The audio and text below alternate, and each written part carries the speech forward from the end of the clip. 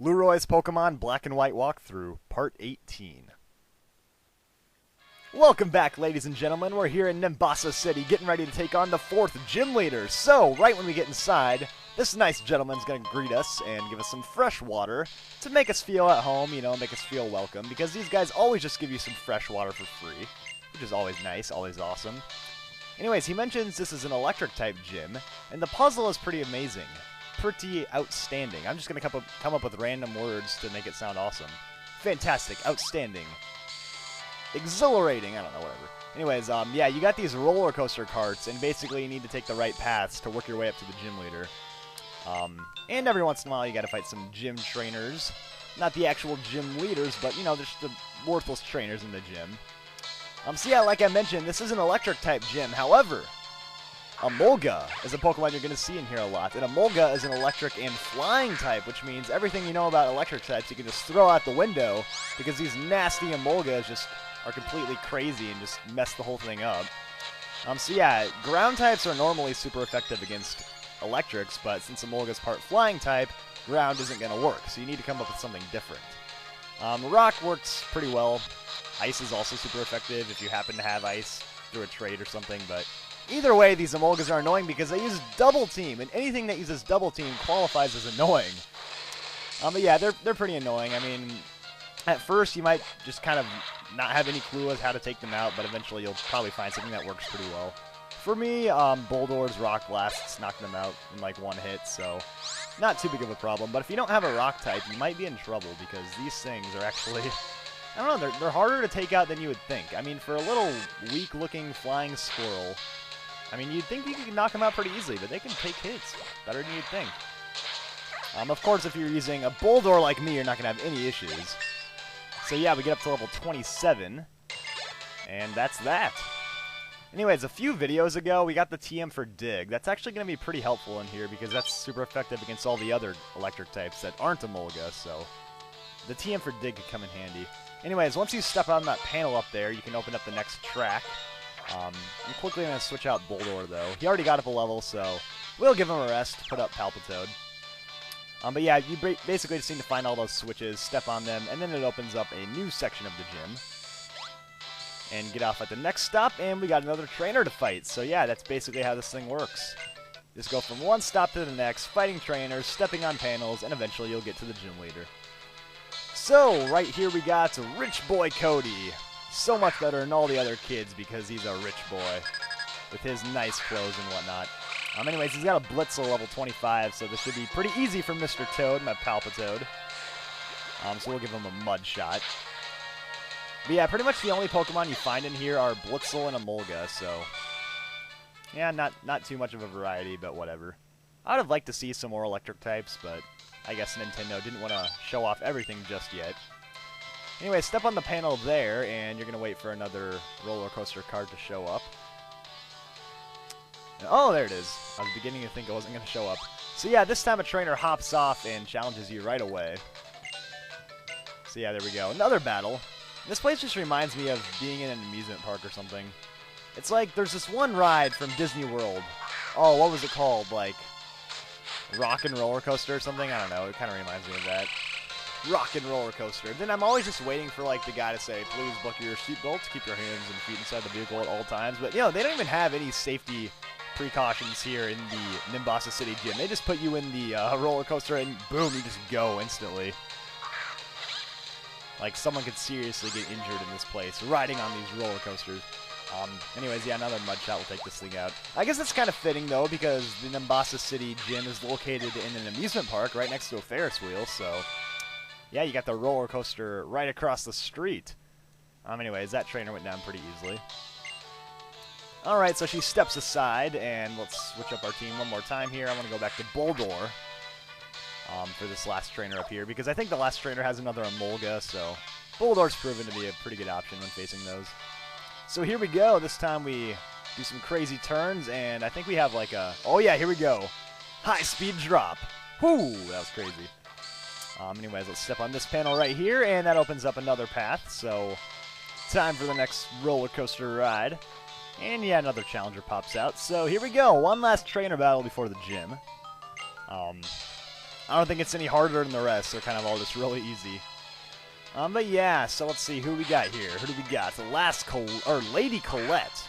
Lady Colette, what an interesting name. I've never actually heard anyone with a name Colette, but, you know, Nintendo likes to throw out some crazy names at you every now and then. Not that Colette's a crazy name. I'm sure, you know, someone out there knows someone named Colette, and no, I'm not making fun of it. I'm just saying it's a little unique. Yeah, we're going with a smackdown here, just because it has better accuracy, but it still didn't knock you out. How disappointing. Anyways, let's just go with a headbutt. And your double team just, ugh. It's weird. Okay, they call it double team, but in reality, Emolga's moving back and forth so fast, it looks like there's 3 of them, so it should really be called triple team. Anyways, maybe double team just sounded cooler. I don't know, whatever. I don't know, what should it be called? Double team, triple team, which would sound like a more awesome move to you guys. Either way, they're still cheap and incredibly annoying, but whatever. Anyways, loop-to-loop, holy crap. That was some amazing physics right there.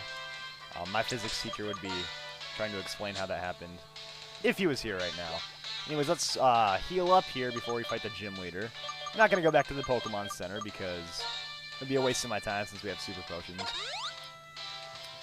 Yeah, anyways, Elesa, we saw her earlier on in the last video when we were checking out Nimbasa City, and now she's here waiting for us, waiting for her challenge. So yeah, this place is pretty crazy. Look behind her. You got this giant, like, spinning wheel of doom. I don't even know what it is, but it's pretty crazy looking. So yeah, Elesa is the Electric-type Master, 4th Gym Leader of the Unova region. And that's right, you guessed it, she starts out with an Emolga. So Emolga is only weak to Rock and Ice, and knows the moves Quick Attack, Pursuit, Aerial Ace, and Volt Switch. Now, Volt Switch is an interesting move. It's going to do a decent amount of damage to you, and as soon as it attacks you, Emolga's going to go back to Elesa, and she's going to send in a new Pokemon. So it works like the move U-Turn. Kind of annoying because it makes her whole team unpredictable, because you think you're going to attack Emolga, then all of a sudden it switches out to something else. Either way, I'm just going to try using a Rock Blast.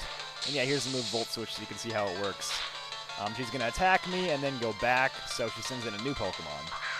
Kind of frustrating at times, but sometimes it's not as bad as others. And yeah, I accidentally clicked Smackdown. I meant to click Rock Blast, but I guess I knocked it out in one hit anyway, so hey, it all works out in the end, right? And that's enough to get Gabber up to level 28. By the way, both of the Emolgas know the exact same moves, and she's going to go back to her other one. So yeah, sometimes like that, the Volt Switch doesn't even matter because her other Pokemon gets knocked out anyways. But other times, it takes a complete different twist, and she goes to her other Pokemon, which is a Zebstrika. That's what she's going to go to right now. So Zebstrika is a pure electric type, and I guess I'm going to hit it with a Smackdown here. It knows the moves Quick Attack, Flame Charge, Spark, and Volt Switch. And I'm actually going to switch over to my Palpitoad because he matches up great against this thing. But yeah, if you have the move Dig, now is the time to use it. It will knock out this Pokemon pretty easily. It really only knows good electric type moves, so if you have anything that resists electric, send it out, and you will easily knock out this Zebstrika. Like, for me, I have a ground type, so I'm not even worried about it. It can only use Quick Attack and Flame Charge, which aren't that powerful. So Mudshot can easily take care of it. But yeah, if you have any ground type, preferably the move Dig, you will easily knock this thing out. That's my piece of advice. But Zebstrika is a pretty powerful Pokemon. It's fast with good attacking stats, but luckily its defenses are really bad, so you can easily knock it out. It's not too bad. So yeah, after the Hyper Potion, we're going to get it close to 1/2 hit points. I'm guessing it's going to take a bit longer than I would have helped to knock it out, but that's okay. So Mudshot keeps dealing out damage. Oh, nice! Critical hit, so we're going to knock the thing out. And that leaves her final Pokemon, the last of the Emolgas. Yeah, the Emolgas, I've noticed, are really hard for some people and really easy for others. It kind of depends on your team and how you kind of approach them in battle, but I don't know. They're pretty annoying, I'd say, but yeah. Once you get down to the last one, it's not too bad usually, because they can't use Volt Switch. So all they have left is Aerial Ace, really. So yeah, I'm going to use Supersonic to confuse the thing. I just think it'll make it a little bit easier. And let's just stay in here with Mr. Toad. We might as well. And you're going to hit yourself with Confusion, so that's perfect. Yeah, I don't really feel like switching over to Bulldor because I don't want it to get knocked out or anything. So we'll just keep using Bubble Beam. Should work out fine. I mean, once you get down to the last Emolga, or her last Pokemon, actually all of her Pokemon know Volt Switch, so once you get down to the last one, you're not even worried about it.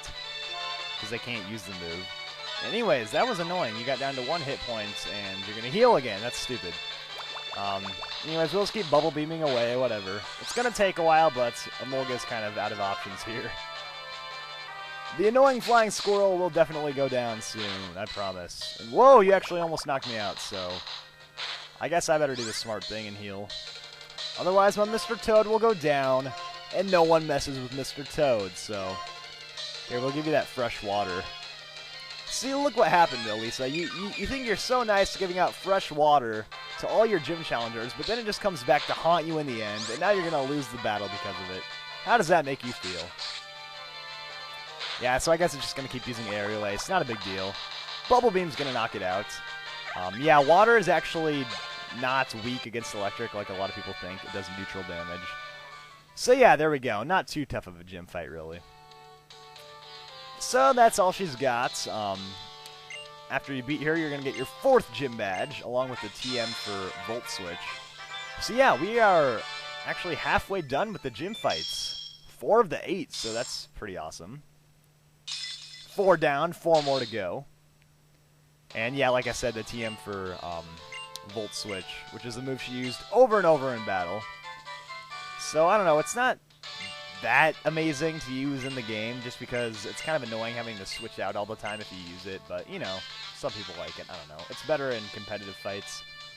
So anyways, once you're done fighting her, step on this little panel here, then you can easily go back to the front of the gym.